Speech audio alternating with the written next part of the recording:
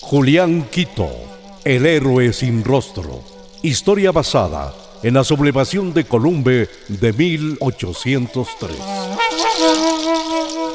Columbe kitillipaj, suktachunga chusku ayllu llaqtakunapi, sinallataj puru atukuy mama llaqtapimi mingataka rurankuna. Ayllu llaqtayuqpa llankaymi, ayllu llaqtapaqqa shunqu shina kan, tukuykuna tandalla alli paqtayta charinapaq.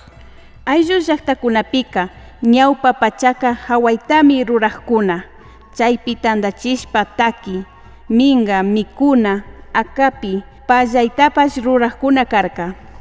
Hatun alpakuna tiyay pachakunapika hawaytami churaq hawalla akapita wañatapas kuchungapaqmi mutsuriq karka.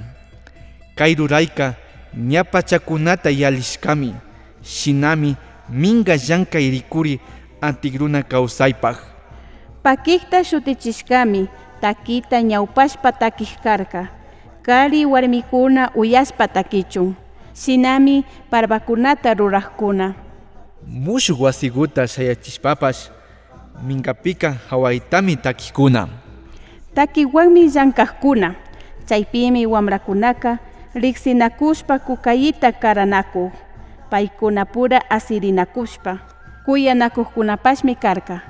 Kunan pacha ñamana achkata tarpunkunachu, wagrakunatami yalli wiñachishpa charinkuna, hawaytapas ñamana takinkunachu.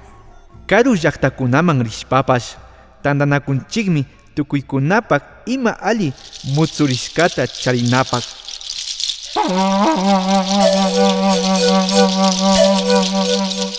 Julián Quito, el héroe de Columbe. Este proyecto es parte del Fondo de Fomento de las Artes, la Cultura y la Innovación, Línea de Fomento de la Memoria Social y el Patrimonio Cultural, Convocatoria 2025.